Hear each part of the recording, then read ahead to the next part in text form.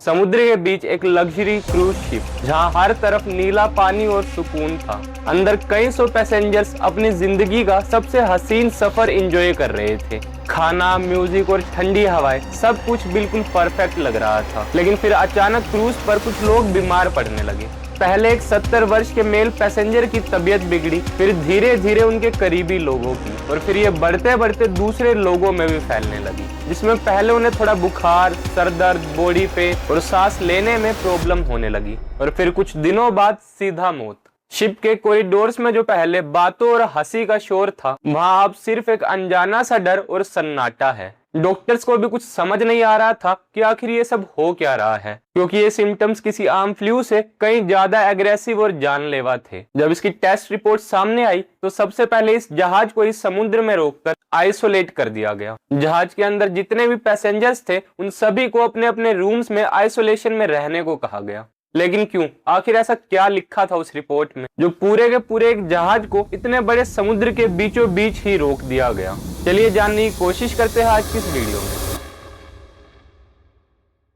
जय हिंद, मेरा नाम है अनुराग शर्मा और स्वागत है आपके एक नई वीडियो में। मई 2026 की शुरुआत में दुनिया ने एक ऐसी न्यूज सुनी जिसने सबको कोविड के दिनों की याद दिला दी। एक Dutch flag ship MV Hondius, जो अर्जेंटीना के उशिया से निकलकर साउथ अटलांटिक के रिमोट इलाकों का सफर कर रही थी, वो अचानक ग्लोबल हेल्थ इमरजेंसी का सेंटर बन गई। रिपोर्ट्स के मुताबिक इस शिप पर लगभग 147 लोग सवार थे, 88 पैसेंजर्स और 59 क्रू मेंबर्स। क्रूज शिप दरअसल एक क्लोज्ड इकोसिस्टम की तरह काम करती है। यहाँ हवा वही सर्कुलेट होती है, रास्ते तंग होते हैं और कैबिन्स एक दूसरे से जुड़े होते हैं, जो नॉर्मल कंडीशंस में तो एक लग्जरी लगते हैं, लेकिन जब कोई इनविजिबल वायरस शिप पर सवार हो जाए तो यही लग्जरी एक ट्रैप बन जाती है। न्यूज रिपोर्ट्स के मुताबिक इसकी शुरुआत इतनी साइलेंट थी कि किसी को कुछ पता ही नहीं चला, लेकिन ये सब तब शुरू हुआ जब 6 अप्रैल को पहला पैसेंजर बीमार पड़ा। कुछ न्यूज रिपोर्ट्स के मुताबिक इसकी शुरुआत 1 अप्रैल से हुई, जब एक ओल्ड कपल शिप पर ऑन बोर्ड होने से पहले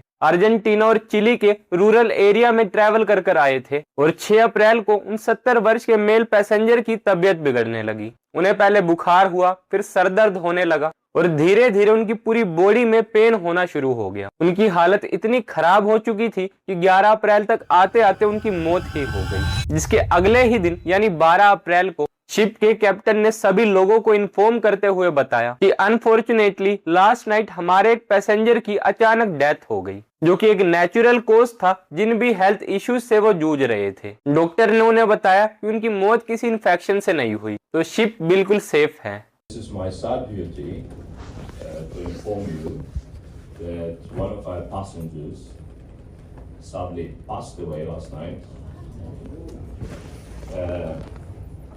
Tragic as it is, it was due to natural causes, we believe, and also whatever health issues he was struggling with, I'm told by the doctor, were not infectious.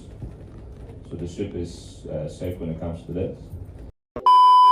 उस वक्त तक किसी को नहीं पता था कि शिप में कोई वायरस या कंटेजन है। इस बात का शक तब हुआ जब ऑलरेडी 3 लोगों की इस वायरस की वजह से मौत हो चुकी थी, और वो था हैंटा वायरस। लेकिन अब ये सवाल उठता है कि आखिर ये हैंटा वायरस है क्या? तो ईयर 1950s के दौरान कोरियन वॉर के समय 3000 से भी ज्यादा यूनाइटेड नेशंस के ट्रूप अचानक बीमार पड़ने लगे, वो भी हेमोरेजिक फीवर की वजह से, जिसकी वजह से उनकी बॉडी में इंटरनल ब्लीडिंग और किडनी फेलियर होने लगा। लेकिन उस वक्त डॉक्टर इसका रीजन पता नहीं लगा पाए। लेकिन ईयर 1976 में साउथ कोरिया के वायरोलॉजिस्ट डॉक्टर हो वांग ली और उनकी टीम ने मिलकर इसका पता लगाया, और एक चूहे में से वायरस एक्सट्रैक्ट किया गया, जो कि उन्हें हैंटन रिवर के पास से मिला था, जिसके चलते इस वायरस का नाम भी हैंटा वायरस पड़ा। उस वक्त तक दुनिया को लगा कि ये सिर्फ एशिया की प्रॉब्लम है, लेकिन ईयर 1993 तक आते आते अमेरिका के अलग अलग इलाकों से लोगों की अचानक मौत होने लगी। लेकिन हैरानी की बात यह थी कि मरने वाले लोग बिल्कुल यंग और हेल्दी थे,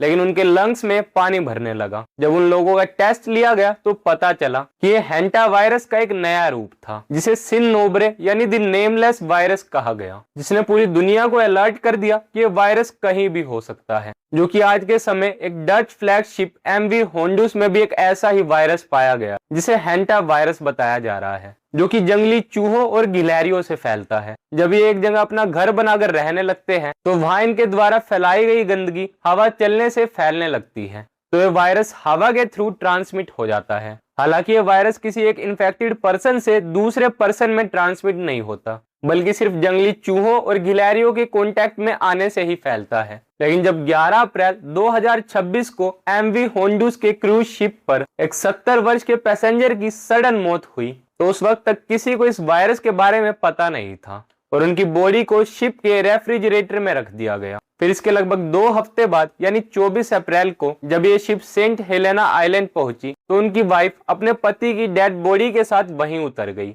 जो उनके साथ ही ट्रैवल कर रही थी। वो चाहती थी कि वो अपने पति की बॉडी अपने देश नीदरलैंड ले जाए, जिसके चलते वो सेंट हेलेना आइलैंड से पहले साउथ अफ्रीका पहुंची, जहां से फ्लाइट लेकर उन्हें अपने देश के लिए रवाना होना था। लेकिन जैसे ही वो फ्लाइट में बैठी तो फ्लाइट टेक ऑफ होने से पहले ही उनकी भी तबीयत बिगड़ने लगी और उनकी हालत इतनी खराब हो गई कि उन्हें फ्लाइट से उतारकर सीधा हॉस्पिटल ले जाना पड़ा, जहाँ अनफॉर्चुनेटली उनकी डेथ हो गई। अब उस वक्त तक भी किसी को इस बात का अंदाजा नहीं था कि उनकी मौत हैंटा वायरस की वजह से हुई है। लेकिन असलियत तब सामने आई जब उस महिला के सैंपल साउथ अफ्रीका में ही टेस्ट किए गए, जिसमें वो हैंडी स्ट्रेन हैंटा वायरस के लिए पॉजिटिव पाई गई। जिसके बाद पूरी दुनिया में अलर्ट जारी हुआ और शिप को क्वारंटाइन करने की कोशिश की गई, क्योंकि ये एन स्ट्रेन हैंटा वायरस इकलौता हैंटा वायरस का टाइप है जो ह्यूमन से ह्यूमन ट्रांसफर हो सकता है, जिसके चलते काफी सीरियस मैटर बन जाता है। एमवी होंडिया शिप पर हैंटा वायरस की कंफर्मेशन के बाद सिचुएशन काफी तेजी से बदली। जैसे साउथ अफ्रीका में टेस्ट ने कंफर्म किया कि ये एंडी स्ट्रेन है,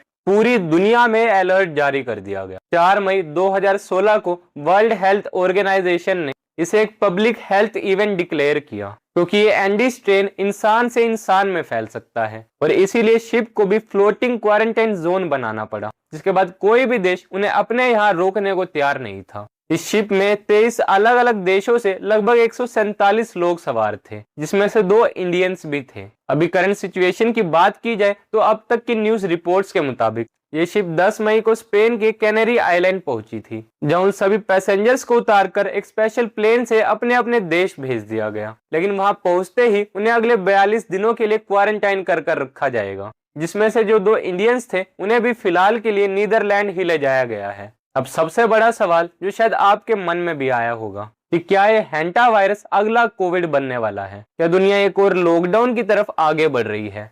तो इसका सीधा जवाब है नहीं। एक्सपर्ट्स और साइंटिस्ट का मानना है कि हैंटा वायरस के पेंडेमिक बनने के चांसेस बहुत कम है। कोविड-19 इसीलिए इतना फैला क्योंकि वो रेस्पिरेटरी ड्रॉपलेट्स के जरिए फैलता था, लेकिन हैंटा वायरस चाहे वो एंडी स्ट्रेन ही क्यों ना हो, उनकी फैलने की रफ्तार बहुत धीमी है। इसे फैलने के लिए बहुत क्लोज और प्रोलॉन्ग्ड कांटेक्ट होना चाहिए, इसीलिए हमें इससे डरने की जरूरत नहीं है। बस जो इन्फेक्टेड लोग हैं उन्हें कुछ दिनों के लिए क्वारंटाइन कर रखा जाएगा ताकि उनका अच्छे से ट्रीटमेंट हो सके। बाकी इस हैंटा वायरस को लेकर आपका क्या रिएक्शन है हमें कॉमेंट सेक्शन में लिखकर जरूर बताएं। टिल देन गुड बाय, जय हिंद, वंदे मातरम।